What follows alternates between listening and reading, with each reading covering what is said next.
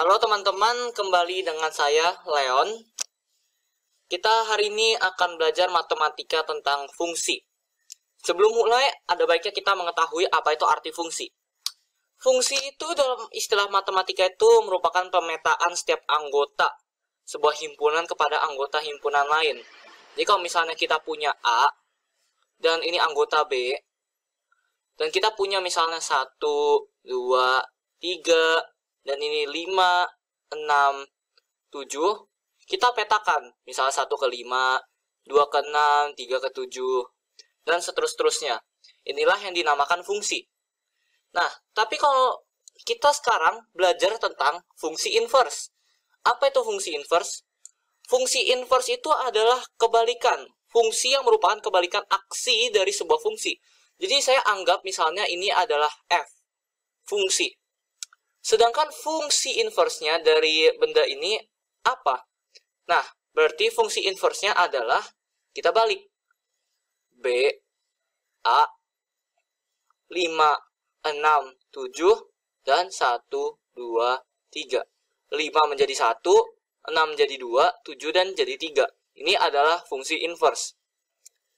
Hal ini bisa kita buktikan setelah kita menghitung rumus-rumus dan cara-cara yang ada nantinya. Nah, kita akan coba langsung lihat ke yang lebih realistik. Kita coba contoh soalnya. Contoh soalnya. Diketahui misalnya ada fungsi fx. Di mana fungsi fx ini adalah 2x plus 3. Nah, sekarang kita mau mencari fungsi inverse dari fungsi fx ini. Bagaimana caranya? Sebenarnya ada banyak cara. Tapi salah satu cara yang dipelajari di sekolah saat ini ada satu. Yaitu kita mengubah fx ini dengan pemisalan y.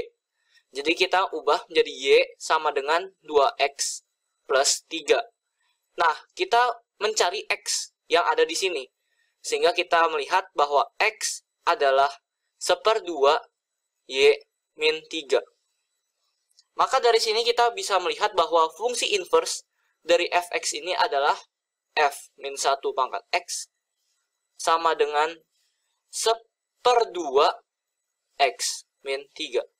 Nah, untuk membuktikan teori yang tadi telah kita bahas, kita bisa melihat jika kita memasukkan fungsi fx sama dengan 1, maka hasilnya adalah